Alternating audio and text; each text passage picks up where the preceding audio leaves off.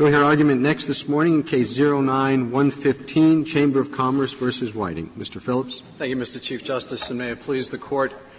In 1986, Congress converted what had been before that time a merely peripheral concern of immigration policy, that is, how to regulate worker authorization, and converted it into a core concern of immigration policy by the passage of the Immigration Reform and Control Act.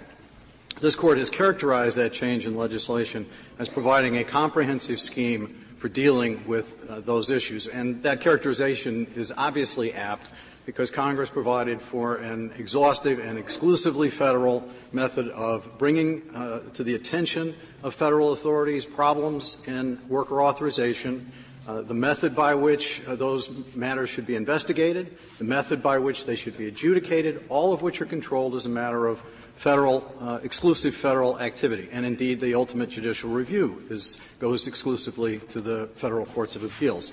The sanctioning provisions are very explicit, and they're very clear, and they are very balanced. And for a good reason. Congress realized in this context that if you over-enforce in one direction, that is, if you try to deter the hiring of unauthorized workers, you run a very serious risk of causing employers to err on the side of not hiring others who are in fact authorized but who may fall into protected classes. And so Congress very carefully calibrated the penalties on both sides so that the employer essentially would play it straight down the middle and hire the best people for the job under these circumstances while, of course, complying, if at all possible, with the federal requirements. And so it's against that background. Why is that a problem if, as the federal statute requires and the state statutes require, you have to show an intent to hire an unauthorized worker? Isn't that what the state statutes here require? Well, the state statute has two components to it. One is knowing and one is intent. But I don't see how. So why is that a problem for the business? I mean, he's safe so long as he doesn't intentionally hire an unauthorized worker. Well, I think part of the problem is that it is never 100% clear precisely who is and who is not an authorized worker. And I think what Congress said was, I'm not going to deal with this problem in the kind of granular way you're looking at it, Justice Scalia, which is specifically at each of the individual employment decisions. You're going to look at the generality of situations and realize that if you put in on one side of the scale what Arizona has done here, which is to say you can essentially have the death penalty to the business, that is, completely eliminate the business's right to exist, and on the other side of the scale, a $250 fine, it would be pretty remarkable to say, well, I'm going to hide behind the intent and knowing requirements and instead simply avoid, if at all possible, the risk of Arizona's sanctions being imposed. Well, I think what Arizona would answer to that is, well, that's the only option the federal government left us. Well, I'm quite sure that Arizona everything else. Will say. We might have used reticulated penalties or, enforced the federal law ourselves, but they forbade that. But they did allow us to enforce the law, immigration laws, through licensing, right? So it essentially comes down to the licensing issue, doesn't it? Right. It does ultimately come down to through licensing laws. And the part of and the fundamental problem, obviously, with Arizona's scheme here is that this is not a licensing law. This is a worker authorization sanctioning law. Well, when I picked up this brief and looked at this case, I thought, licensing, that's a defined term. I'll look in corpus juris secundum or ALR or something. But it really isn't. Your brief indicates you start with dictionaries, fair enough. You indicate what federal licensing laws are. But I see no limitation on what the state can decide is a license in any jurisprudential principle that you cited. Justice Kennedy, I think the better way to try to grapple with the meaning of the licensing law, or whether it ought to be construed broadly to allow the state-wide authority to engage in supplemental enforcement in this, or narrowly in order to say that what really ought to happen in this context is if you deal with a situation where the federal government has enforced a provision and imposed a penalty through the federal scheme, that then, as a supplement to that, the state does, in fact, have the authority to add something over and above what the federal government has done.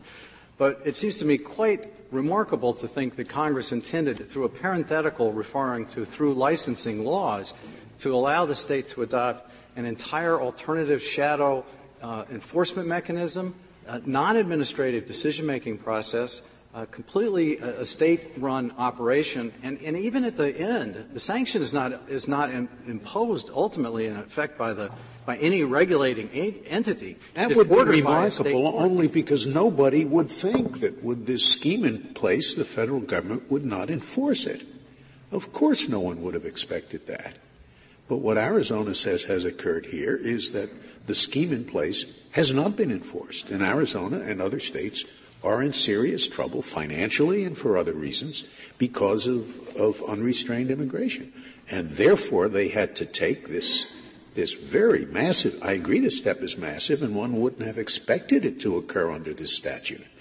But expectations change when the federal government has simply not enforced the immigration restrictions. Justice Scalia, I understand the point, and I understand the motivation for why Arizona did what it did. But the problem is the statute was enacted in 1986, and that's when the preemption standards were put in place. And the notion, if you look at the way the structure of the statute, and it also responds in some ways to Justice Kennedy's question about how should you read licensing since it's not a self-defining concept, is at first Congress said very specifically that the immigration law should be enforced uniformly, which says that there shouldn't be 40,000 different localities offering up their view of licensing and the additional 50 states. Second of all, and this part I think is particularly telling in terms of this massive state scheme that's been adopted, which is that under Section 1324A(b)(5), which is in 134A of the appendix, Congress specifically outlaws the use of the I-9 form. And in some ways this goes to your question, Justice Scalia, because it would be inconceivable that the state can in fact enforce knowing and intentional decision-making without having access to the I-9 form. Because could I ask you this question to get back to the issue of whether this is a licensing law? Licensing is not an unknown term.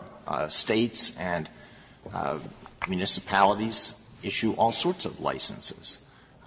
For example, I think here in the District of Columbia, every business has to have a general business license. Isn't that right? That is true, Justice Alito. Now, if the District of Columbia were, after having enacted this requirement some years ago, were to pass a new ordinance saying, and if you knowingly hire an illegal alien, your general business license can be forfeited, would that cease to be a licensing law? Well, I think the answer to that specific hypothetical is that's still not a licensing law because it doesn't tie the grant of the license to the revocation powers. I think Congress means for the states to adopt something more specific than that. Although I do think eventually. Well, why is it? This is the same question you answered. Why is it suddenly not a license because the state imposes an additional condition where it was a license before? Well, I think the question is whether it is a licensing law within the meaning of what Congress intended. I mean, the reality is, Justice Alito, there is no common definition of license in various states. And actually, there is. I mean, it seemed to me when I read this, it sounded a little familiar, and I think whoever wrote it in Arizona copied it out of the Administrative Procedure Act. I mean, you read the definition of license in the Administrative Procedure Act, and this is awfully close. Right. I understand that, Justice Breyer, and I agree with that. But the problem is that the federal law doesn't talk about actions with respect to licenses. It talks about licensing laws. And that's right. It might have meant something different. Congress might have. But what is then I read the SEIU brief. I thought that was pretty interesting. Is that something you adopt as what Congress did mean? I mean, what do you think Congress did mean, and what evidence is there? If it didn't mean the APA definition, what evidence is there for that? Well, the SEIU brief does a very nice job of explaining the particular focus of Congress, obviously, on the Agricultural Workers Protection Act, and in particular, which is has tremendous significance in terms of narrowing the state's authority here, because obviously in the conforming amendments in that context. You could have named that if that's all it meant. I'm sorry. It could have named that particular licensing scheme if that's what it meant. But it didn't name it. It said licensing generally. What did it intend to add to that?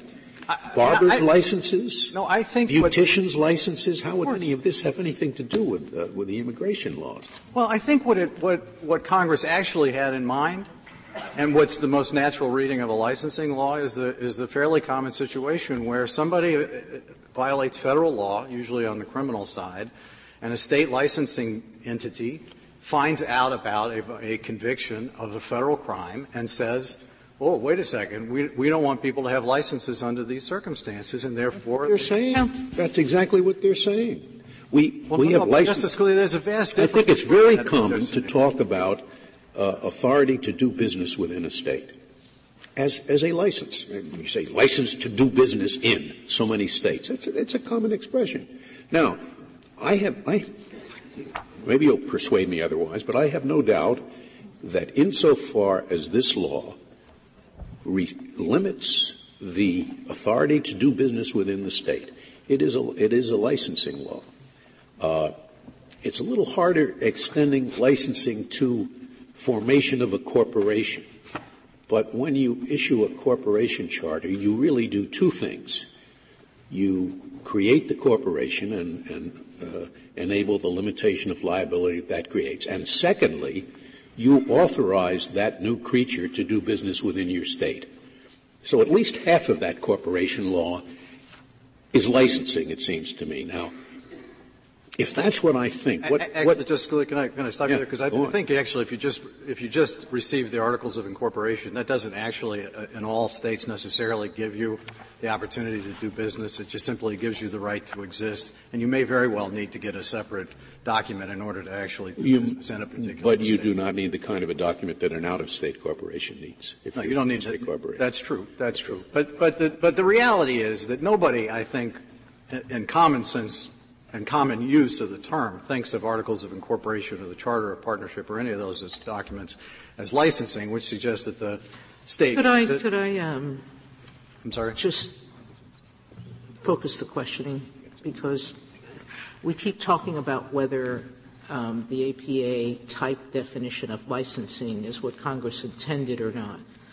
But you don't disagree that Congress at least intended that if someone violated the federal law and hired illegal aliens and was found, undocumented aliens and was found to have violated it, that the state can revoke their license, correct, to do business? Yes, I don't disagree with that. All right. So it really doesn't matter whether they're revoking their right to do business in the state, and they can only revoke their charter or their Articles of Incorporation if they were filed in that state. They wouldn't have power to revoke a Delaware law. They can't do it to Delaware, right? All right. So it's stopping them from doing business. So really the only conflict you're talking about is not the power to stop them from doing business, because you accept that this saving clause gives them the power to do that, to revoke the right to do business. What you're talking about is a conflict in the adjudication of that issue. Is that correct? Right, and the enforcement All right. investigation. So I'm, how they define license or not is irrelevant to me. Walk me through what expressly preempts that adjudication right, or what implicitly preempts that adjudication right. Because that is, for me, what the center of this question is. I think there are three pieces of evidence that respond directly to what you asked, Justice Sotomayor. First is Congress in Section 115 of the statute specifically says enforcement should be uniform, which suggests to me that this ought to be exclusively a federal investigation and adjudication process. Two, the point I was making earlier about the I-9 form. Those forms cannot be used in adjudication. Don't depart from that. What does that mean, enforcement shall be uniform? I'm sorry? What does that mean, enforcement shall be uniform? The enforcement of the immigration laws should be uniform. Congress stated that as a overarching principle. Is that any different from what is the assumed situation with respect to all federal laws? Are federal Well, not necessarily. Not to be applied uniformly? Well, no, I mean, I think it depends on the circumstance. I can imagine a lot of, I mean, remember, we're talking about immigration policy and immigration law here.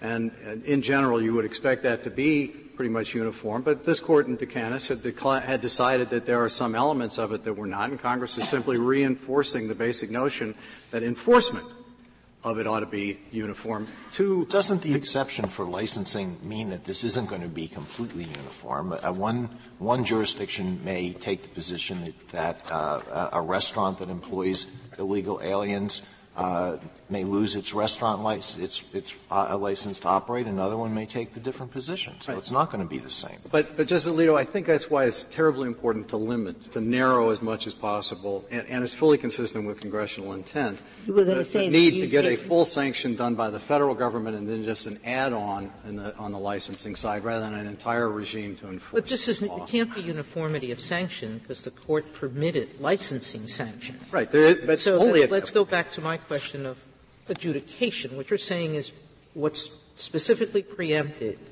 is the right to adjudicate whether someone has hired undocumented aliens, correct? Yes, Justice Sotomayor. And the last thing I would say with respect to that was the conforming amendments with respect to the Agricultural Workers Protection Act is a situation where the Department of Labor, which used to engage in an adjudication as well, was divested of that authority. It seems quite unlikely Congress meant to give that authority to the states and take it from the Department of Labor. I don't see the problem in diverse adjudication. Wouldn't there be a federal question presented if a company claimed that it was deprived of the ability to do business because of a mistaken interpretation of federal law, that the person it hired was not an authorized person? But wouldn't that be a federal question that could be? Well, Arizona doesn't purport to be enforcing federal law here. It has an independent state law basis for the actions that it takes, so that would not arise under federal law. Doesn't the state law basis refer to the federal law? Well, it actually, I don't thought it tracked it. No, it tracks it, but it doesn't incorporate it. It doesn't purport to be applying it. It's the same standards, but it's still a matter of state law. It's not a federal. It's not federal. It doesn't arise under federal law. Thank you, counsel.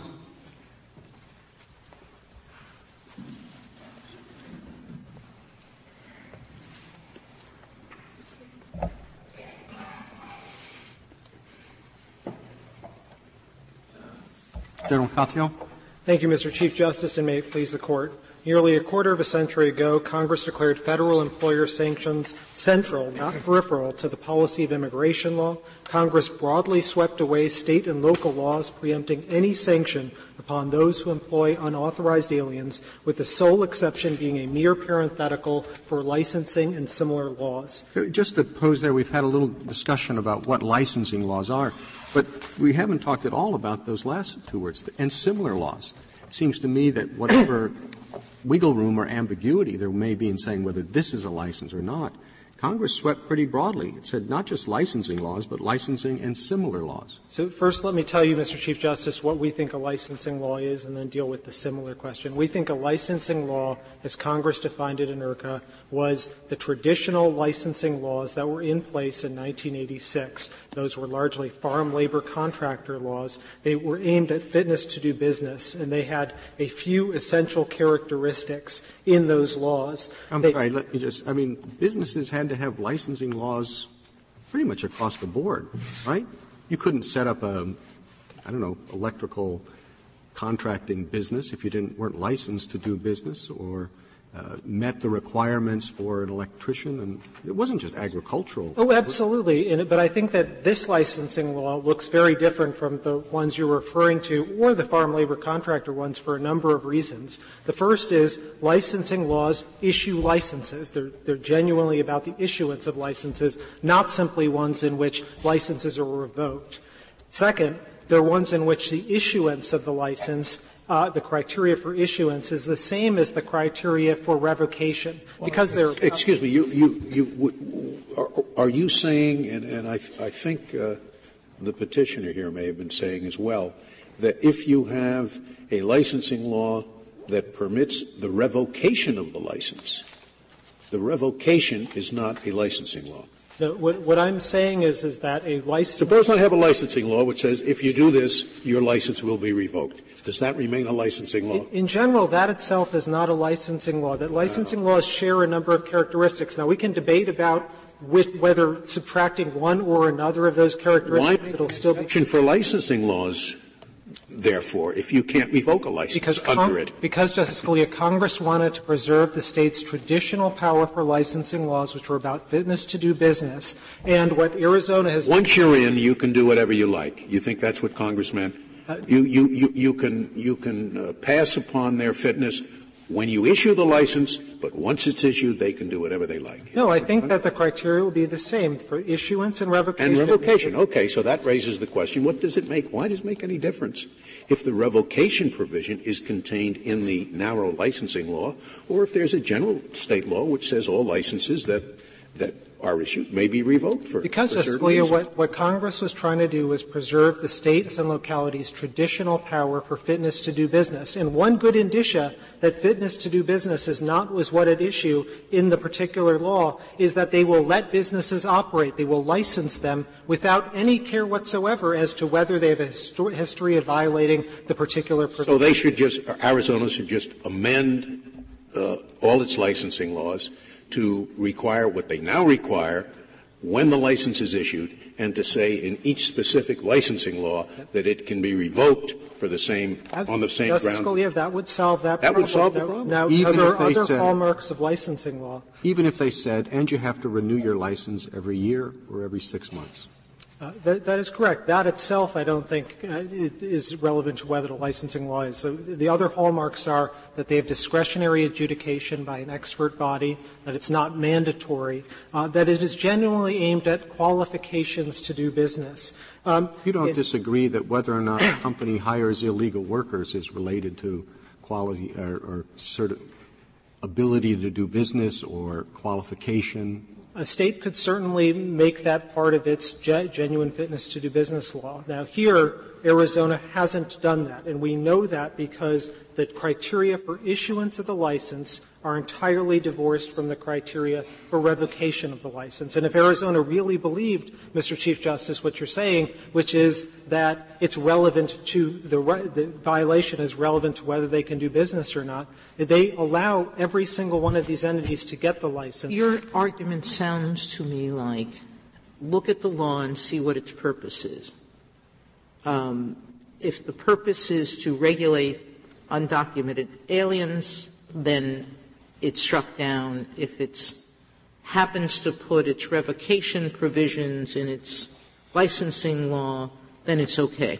Justice doesn't make much sense. Justice Sotomayor, I'm not talking about purpose. I'm saying look at the face of the statute and see what it's aimed at. The face of the statute talks only about if you hire undocumented aliens, your license is revoked. Right. So that looks like a punishment statute. There are essentially two boxes but here. The saving clause says that it's okay. Civil or criminal sanctions other than through licensing and similar laws. So, right. And this is not a licensing law. Congress essentially had two boxes in 1986. One was the traditional fitness to do business laws, and the other was what Congress. If we disagree with you, could you answer the question I posed to your adversary, which is what makes the adjudication of status preempted? Absolutely. And the federal adjudication is expressly state adjudication of a federal violation is expressly preempted as well as impliedly so for three reasons. The first is that Congress,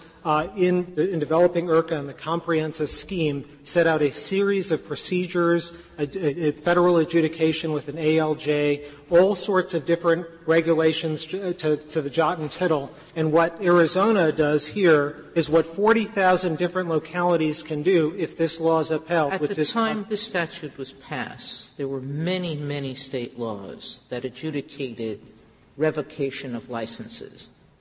Perhaps not many had addressed the issue of hiring undocumented aliens, but many state laws existed that independently adjudicated revocations. What in the legislative history or in the words of the statute show that Congress intended in any way to limit those adjudications? Well, it's undoubtedly the case that without the mere parenthetical savings clause, that Arizona-like laws will be swept away as sanctions, that these are sanctions imposed. So the question is whether the licensing law phrase saves that. And I think it saves a state adjudication. And I think the answer to that is no, because to read the statute that way is to permit all of those states to have their own laws. And it's undoubtedly the case that Congress wanted to sweep away the Dukakis-style state statutes that were in place that imposed sanctions on employers. Counsel, just so I make sure I understand your approach, you're saying if Arizona had a law saying you have to have a license to do business, and then it became aware of a problem it wasn't aware of before. It found out that a lot of employers were employing child labor, and they didn't know they would do that. And they say, we can revoke your license if you're determined to have employed child labor, that would not be okay? Well, but it would be okay if in the original licensing thing they said, and you can't employ child labor. Well, I think that the answer depends on what Congress is trying to get at. And in 1986, we know what Congress was trying to get at with respect to state enforcement of the immigration laws. They broadly swept away the Dukakis-style laws, and they said for the I-9 provision, which President Reagan described as the keystone of the Act, that I-9 documents can't be used in any procedure besides IRCA procedures. The Chief Justice is going to insist on the answer to his own question. But it seems to me his question is, why isn't that still a licensing? If it has independent adjudication, it is swept away by the first parts of the H-2 statute, which say the provisions of this section preempt any state or local law imposing civil or criminal sanctions. In the child labor example, why isn't that an addition to a regulatory licensing scheme so that it's a licensing law? Because if I understand, I may not understand the hypothetical, but the word provisions refers to the entire subset, the entire statute in IRCA, including the procedural protections, the procedures that follow for federal enforcement of the immigration law. Would you read that section again? As you say, you tried earlier to talk about the two boxes, and you said something would be preempted by the first clause. Anything, civil and criminal sanctions, are allowed if they're imposed through licensing and similar laws. There are not two boxes. The state can do what's in the first part so long as it does it through licensing or similar laws. Right. And our position is that this is not a licensing law because it doesn't bear any of the indicia of a traditional licensing law. And is it similar to a licensing law? No, I don't think so. That Congress had when they used similar meant to sidestep the semantic debate about whether something is a certificate, as some of the farm labor contractor statutes use that term, or a license. No, that's all right. Thank you, counsel.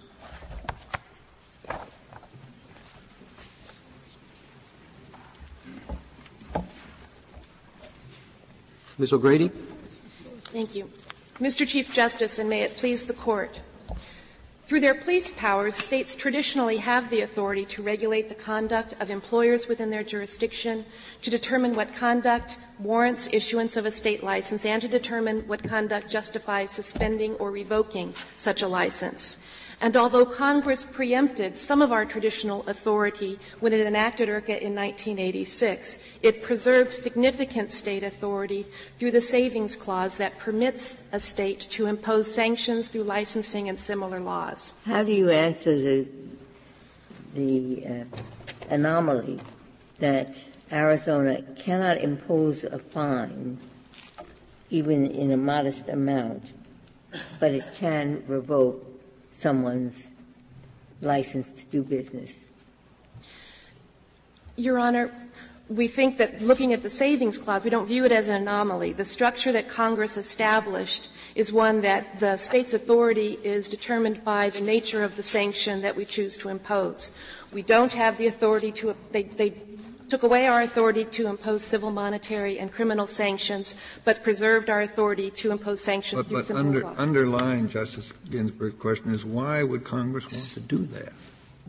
Well, I think it makes sense, Your Honor, because in terms of licensing, it provides some accountability. because we are the entities that establish policy for our licensees, and we are the ones accountable for whether that business remains in business or whether we're taking it away from them. So perhaps Congress never expected that the states would have to resort to such massive measures. And they probably wouldn't have if the law had been uniformly enforced and vigorously enforced, right? You didn't have any notion of doing this sort of thing in 1986, did you? Your Honor, certainly we waited till 2007. So maybe Congress wasn't worried about it because it seemed very unlikely that anything like that would occur. Perhaps, but I think also Congress was recognizing what this Court recognized in Decanis was that unauthorized employment has significant local consequences, so they did not want to fully preempt state law. They wanted to preserve state law. The main anomaly seemed to me to be this, that in the Federal Act, as that was the first point that the Chamber made, that it's a fairly careful balance. There are a group of people in Arizona, they may look as if they come from Mexico or speak with an Hispanic accent, and you're not certain whether they in fact are illegals or whether they're legal. Now think of that category.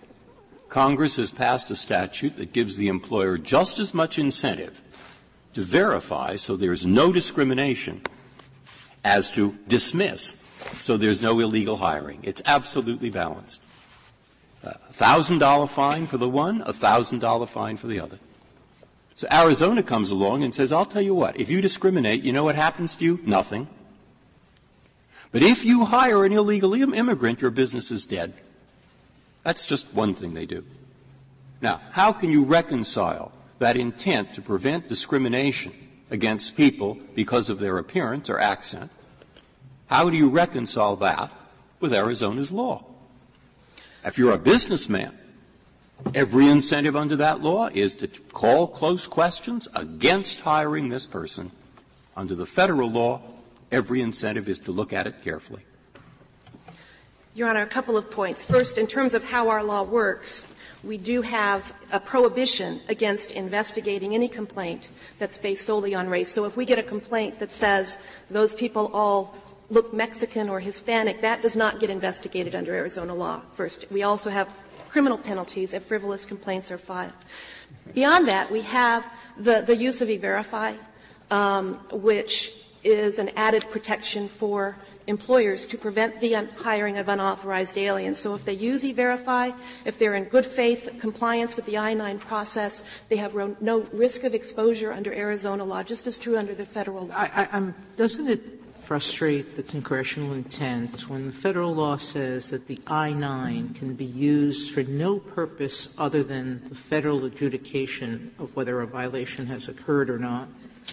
Doesn't it frustrate that law to have the states raise a defense that depends on forcing someone to disclose something that the Federal law protects?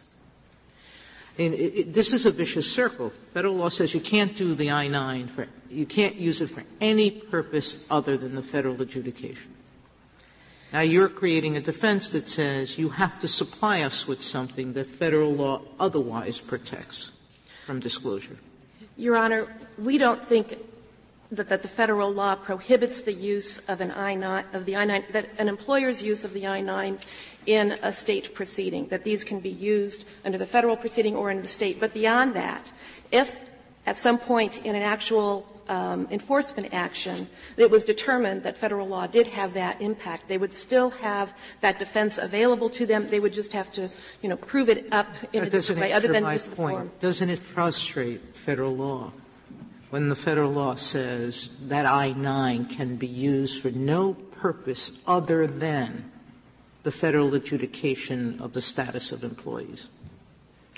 I think that's Here's what the law says. It may not be used for purposes other than for enforcement of this chapter. And we believe that a state enforcement action under the authority for preserving sanctions through licensing and similar laws would fall within that. So we think they should be able to use that. The employer should be able to use that. Isn't there a difference between saying it may not be used for any purpose other than for enforcement of this chapter and other provisions of Federal law on the one hand, and saying on the other hand it may not be used for any purpose other than in a Federal proceeding. The enforcement, the I-9 certainly could be used in a Federal proceeding by the employer. Would that be used for the enforcement of the Federal law? I wouldn't think so. That's true, Your Honor.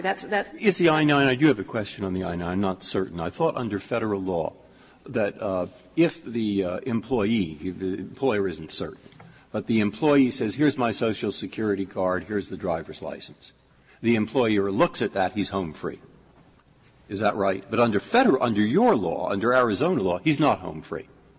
And moreover, he's not home free. He still could be prosecuted. Is that right or not?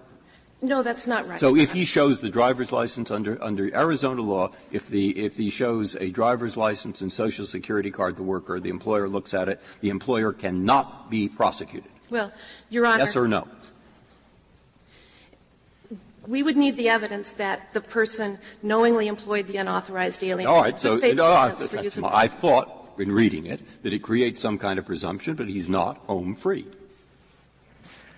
No, Your Honor. But under Federal law, he is home free. The substantive requirements under Arizona law and Federal law are the same. We're imposing no new obligations. So then he's home free. If he look, I'm trying to understand. Maybe it's not enough time to explain it. But I thought Federal law requires this E-9 business, or whatever that E-review is. And I was worried about the E-review, which it seemed to require, because it seemed to me in 20% of the cases where the notice is, this guy is not authorized, we don't have any record that he's authorized to work, 20% of those are wrong, and he is authorized to work. So the employer who follows that is really going to fire 20% of the people who will be absolutely entitled to work. And so I'd just like you to address those points, as you wish. And let me walk through how our law works and see if this addresses the concerns. So the Arizona doesn't change anything in terms of the use of the I-9. We retain the same defense that's in the Federal law for good faith compliance with the I-9.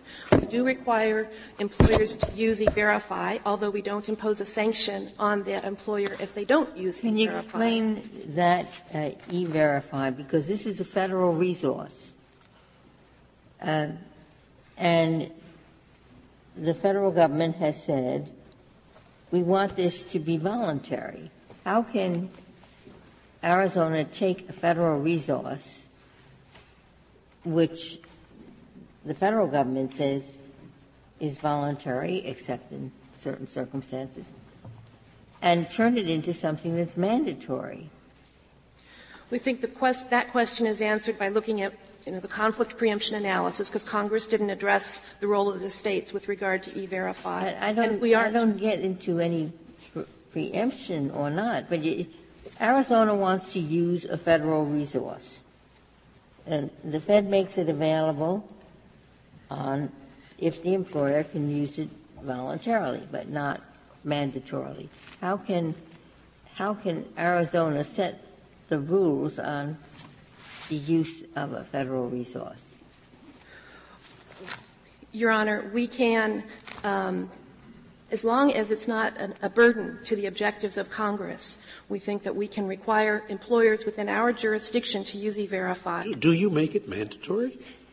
Well, our statute says you shall use E-Verify. We don't impose a penalty against employers who fail to use it. The consequences are the same as they are under You just don't get the safe harbor. Isn't that the only consequence? That's right. You don't get the safe harbor under E-Verify. Now, for the use of E-Verify, we did add, after this lawsuit was filed, some additional requirements similar to what they have under the Federal system, where you can't get state contracts, you can't But get you are grants. taking a mechanism that the Congress said will be a pilot program that is optional, and you're making it mandatory. It seems to me that's almost a classic example of a state doing something that's inconsistent with the Federal requirement. Well, again, we look at the test for conflict preemption in terms of does this make it impossible to comply with Federal law? No. It's really a question of are we interfering with Congress's the Federal government's ability to achieve its goals. And the goal in developing E-Verify is to have a more effective verification system. If they fail to do it, then they cannot receive any, quote, grant, loan, or performance-based incentive, end quote, from the state. That's what the law says, isn't it? And that was added after this lawsuit was filed. The answer to Justice Scalia's question is yes, there is that penalty. It isn't simply hortatory. Well, there's no penalty in terms of you don't go to get jail. A fine. What you do is you lose any grant, loan, or performance-based incentive. Is that right? That's true under current law. That's not what the plaintiffs challenged. Does this lawsuit challenge that? It does not, Your Honor. They just challenge subsection. You're under the old law, and the only sanction is you lose the safe harbor if that's a sanction. That's right. That's right, Your Honor. So, in answer to Justice Breyer's earlier question, in fact, relying on the I-9 does not provide a safe harbor, because under the E-Verify system, you can't just rely on the I-9 forms and statutes. You have to rely on the E-Verify. Well, Your Honor, we have the same – it's modeled after the Federal law. So just as Federal law has a defense for employers who in good faith follow I-9, so does the State law. The Federal law and the State law do seem to be exactly the same on this point, but I don't understand how these two provisions fit together when E-Verify is used. Suppose an employer – the first thing the employer does is receive the forms from the employee for the I-9 process. He looks at the forms. They reasonably seem to be authentic. So that employer now has the good faith defense that's provided by the I-9 process under both Federal law and State law. But under both Federal law and State law, the employer either must or may also use the E-Verification system. The employer gets back a notice of non-authorization. And that creates supposedly a rebuttable presumption under both systems that the employee is not authorized to work. How does that fit together? If you have a complete defense for having used the I-9 process in good faith, the whole E-Verification process seems to be irrelevant under both Federal law and State law. I don't understand how they fit together. And, Justice Alito, we haven't wrestled that in practical application, and I'm not aware of them reaching that point under the Federal system either. But because it does seem at some point if the system should work that if you have used I-9 and you get back a final non-confirmation, not a tentative non-confirmation, that employee is unauthorized, that seems like it should carry greater weight in an enforcement action. But on an as-applied basis, I'm not sure how that plays out in an actual enforcement action. I wasn't quite sure what she meant. Judge Schrader, in her opinion for the Court, emphasized that this statute was being evaluated on its face, and that she said as applied particular challenges might arise. How would that work? If we determine this is not preempted, on its face, how would an as applied challenge come about? I think, Your Honor, perhaps if we perhaps in terms of what are the outer limits of our definition of license, and they're saying we are outside the definition of licensing in similar laws in a particular case, perhaps that would be an as-applied type challenge. I think some of the I-9 concerns are perhaps more appropriately resolved in a direct case where that issue has arisen on an as-applied basis, and I think she was concerned about some of the real implementation questions that were wrapped into the legal challenge. But for the most part, I think the general framework of our statute is appropriate for in this challenge. So you think after this case we can look forward to cases one by one or all the various types of licenses? And those would be as-applied challenges and would not have been resolved by this case? Your Honor, my hope is that really wasting our time here, aren't we? My hope is, Your Honor, that we get sufficient. Wouldn't it be easier, if that's Justice Scalia's concern, to take the Solicitor General's position that if you're adjudicating good faith or intent differently in any way from the Federal government, that it's preempted? Isn't that what waiting for an as-applied challenge means, whether or not you are putting different requirements on proving good faith? No, Your Honor, and because I was trying to give some examples of the kinds of things that may come up as a practical matter, but I think we can get the guidance from this Court. I hope that we can proceed. Well, in implementation. then let me ask the question directly. If Arizona's system does not permit a employer to rely on non-suspect documents, the I-9 documents that are permitted employers to rely on, if the Arizona system says, no, you can't rely on those, is that preempted or not? You can't rely on I-9. Or the Arizona system says, on the I-9 documents, or the Arizona system says, you can't hire someone who hasn't been approved under the e-verification system. Is that preempted? I think those would both be problems. I think we need to be consistent with the structure and the obligations that are imposed on in terms of our sanctions provision. Are you conceding that any variation from the federal standards for criminal and civil liability is automatically precluded? I mean, as I read the exception, it's an exception for state licensing and similar laws, and it doesn't say so long as those licensing and similar laws go no further than what the federal government has done. I mean, we often allow states to impose regulatory requirements that go beyond the regulatory requirements that the federal government has imposed, and that is not automatically considered to be preempted. So why are you conceding that Arizona cannot go a whit beyond what the federal government says? Because I think what Congress preserved for us was our ability to impose sanctions, including the suspension and revocation of state laws. But I do think they established a uniform national standard. I don't think we could, for example, establish a strict liability offense in Arizona. We'd have to have a scienter requirement as they have in federal law. Now, what I'm trying to get to this, because what I was looking at specifically is federal law says if you look at the driver's license and Social Security card, those are I-9 docs, then the employer has established an affirmative defense and has not violated the law. That's what it says in, the site 27A or whatever. Okay. That's the federal law. Arizona law that I was reading, maybe there's another place I should read, is it says on determining whether he's an unauthorized alien, the court shall consider the federal government's determination. It creates a rebuttable presumption. That means it might be rebutted. Okay? So I see a difference there. And the reason that that's relevant is because my first question, if you are an employer, prior to your law, it's 50-50. I better verify, because if I'm discriminating, and it's not that hard. I just look at the driver's license and I'm home free and the Social Security card. And if I hire an illegal immigrant, the same thing, Okay? So, same both ways. Your law. Employer, look at that driver's license and Social Security. You are not home free. Employer, if it turns out that you've been hiring this illegal immigrant and he's not an American, your business is finished. But what happens if I discriminate?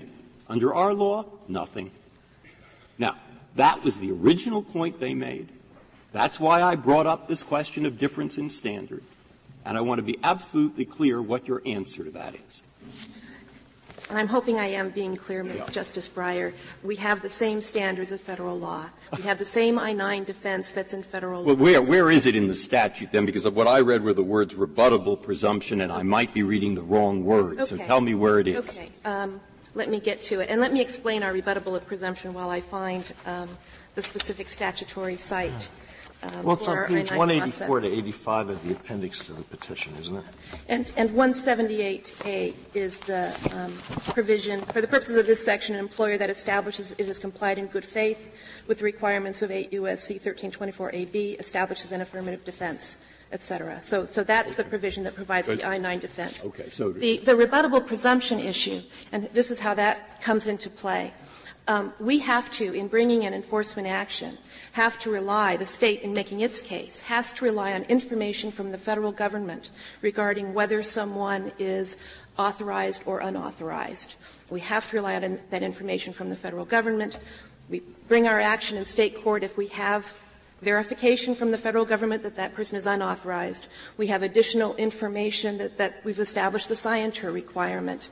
Then we bring our action, but the employer has an opportunity to rebut the evidence that we've presented in a state court proceeding. It may be, that person doesn't work for us or some other type of evidence. So that's the role of that rebuttable presumption, Your Honor. Okay. Thank you. I see that. Certainly.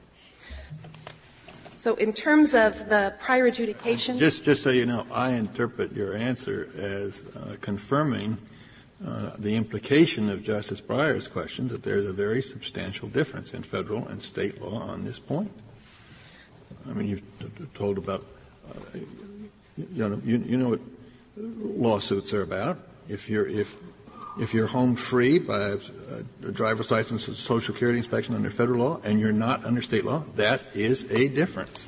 And our standards are the same, and it's subsection J, which we have the I-9 affirmative defense. So you think you are home free under state law? To the extent that you should be home free and you'd have the benefit of that good faith defense. It's an affirmative defense under both. Mm-hmm. Yes, Your Honor. But the main point, I'll check that. I think maybe I was mistaken, perhaps, in that I was looking at the other section. But then we're still stuck with this enormous discrepancy in penalty. I mean, I'm characterizing it as enormous, but it seems like it's even on discrimination versus under the federal law. It's not even. Your business is out to lunch, gone, and on the other side it has nothing. What about that one? I think, Your Honor, that is the natural consequence of the savings clause that Congress itself enacted. The savings clause itself, the word licensing, now not everyone looks at this, but I did look at the legislative history. And when you look at that paragraph on page 39 of the red brief, it seems to me that paragraph says what it means. It says precisely what it is. It says the first thing it says is that, look, if you're found to have violated this, where is it? It's page here it is. Suppose somebody's been found to have violated the sanctions provision in the federal legislation. He's been found by the federal government. Then what the state does, it can revoke his license. Okay? That's one thing. And the second thing it says, it doesn't want to preempt fitness to do business laws, such as state farm labor contracting laws or forestry laws. In other words, it's thinking of some precise set of licenses. And that's why this licensing thing was there. And the very next part of this federal law are conforming amendments, and those conforming amendments apply to departments of government that were concerned with maintaining state farm labor contractor laws. Now, I grant you have to go beyond the text, but some of us do because we get enlightenment. And going beyond that text, it seems to me we should follow what that House report says. Now, what is your response to that? Well, first, of course, we would focus on the text where Congress could have but did not. They didn't limit it. Well, I said, I got a broad licensing has it, but let's deal with the part where you look at their explanation as to why they put those words there. Okay. First, the farm labor contractor is simply an example. And I think it says such as an example of the type of licensing provisions that existed at this time that addressed that. So that's not an all-inclusive universe of sanctions that of licensing laws that might be subject to this. They also don't specifically say there has to be a prior federal adjudication.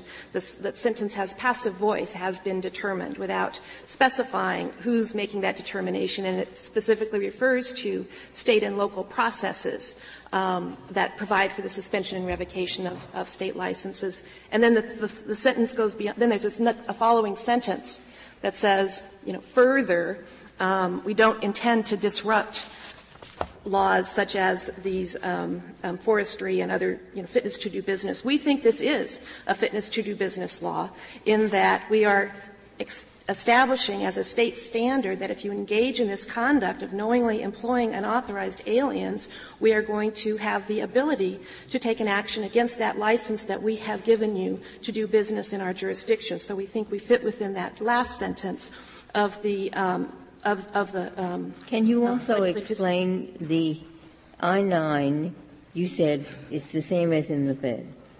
Home free if you have documents, Social Security, driver's license. But you also require the E-Verify. So does the E-Verify information modify the I-9? How do those two? They work in our system, Your Honor, as they do under the federal law, that you get a rebuttable presumption in your favor if you've used E-Verify, of the affirmative defense if you've used I-9. And there is that caution. It is good faith use of the I-9 system. We do have examples. For example, if an employer is terminated because they are unauthorized and they show up with a different name and different papers 2 weeks later, you're not going to be able to establish your good faith. So you're home free, but subject to that good faith limitation. But we do incorporate the same obligations that exist under federal law. And also, I wanted to address more on the farm labor contractors and the amendments. And what we think that they were doing in those amendments was simply dividing responsibility at the federal level between the Department of Labor and their processes that pre-existed IRCA and what they were establishing in IRCA, and said we're not going to have these determinations of whether the farm labor contractor has employed an unauthorized alien through a Department of Labor process. We're going to instead use the IRCA established process. But importantly, what Congress did not change in the agricultural worker regulations was the provision that addresses state law. It said before IRCA and after IRCA that those laws, those federal laws, only supplement the authority of the states. And that means that they preserved all of the state authority that they had before IRCA in the area of farm labor contractors. And that, I think, is reinforced by the legislative history that again, reinforces that those have been preserved through IRCA.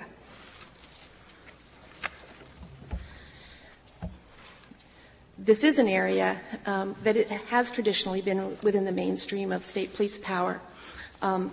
We acknowledge that Congress does have the authority to preempt us, but they left important discretion in terms of our ability to impose sanctions through licensing and similar laws, and we are doing so by establishing this scheme that provides for the suspension and revocation of state licenses. It's an important part of the balance that Congress struck when it enacted IRCA by addressing what state authority would exist after that congressional enactment. We think the lower courts properly determined the scope of that provision, and unless there are further questions, I thank you for your attention this morning. Thank you, counsel. Mr. Phillips, you have 3 minutes remaining.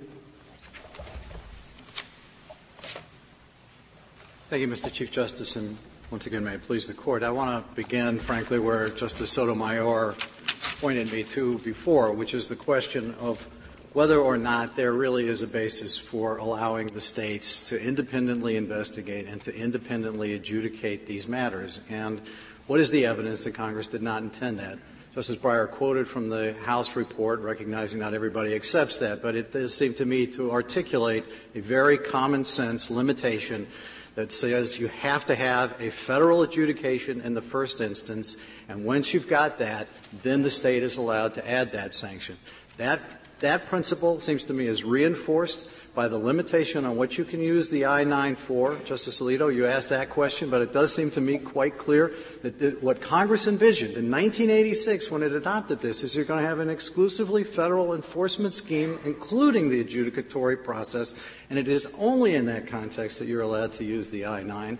And the notion that the state could adopt a standard of intentional or knowingly and not be able to have the I-9 materials available seems to be flatly at odds with each other, and therefore it cannot be that Congress intended under those circumstances to allow these matters to be adjudicated in that particular fashion. What can, Mr. Phillips, what can the state do that would be complementary rather than conflicting?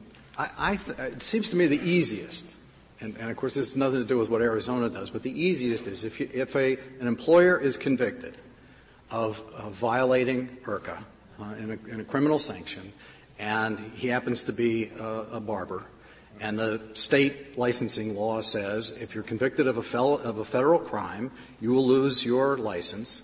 It is available to the State under those circumstances. I think this is exactly what Congress had in mind, to issue a notice to show cause why that particular person shouldn't have the license revoked and then go from there. Convicted by a Federal government that hasn't gone after many convictions. Justice Scalia, that's the whole problem. Well, no, but Justice Scalia, it seems to me the whole question here, and first of all, I don't think preemption can be a moving target. I think you have to decide it on the basis of what Congress had in front of it in 1986. But remember, that Congress was balancing three, at least, very difficult problems. Minimizing burdens on the employers, minimizing the discrimination against people who are permitted to be hired, and avoiding hiring people who are not permitted to do so. And how you properly reconcile that is very difficult. But the one thing that seems to me clear is that that was a choice Congress meant to leave to itself and to the Federal government to sort out, and not to give the States the opportunity to come in where they did. And just say one last word about E-Verify. Except, well, you're just kind of blinking over the savings clause, except through licensing and similar laws. So that's not a real reservation by Congress of this power to itself. Well, if you interpret the savings clause as I do, which means that truly as a supplement to federal adjudication, then it is a very narrow limitation on that basis, because at that point you've already invoked the entirety of the Federal scheme, and it doesn't modify the balance on those broader legal issues, Your Honor. Thank you, counsel. The case is submitted.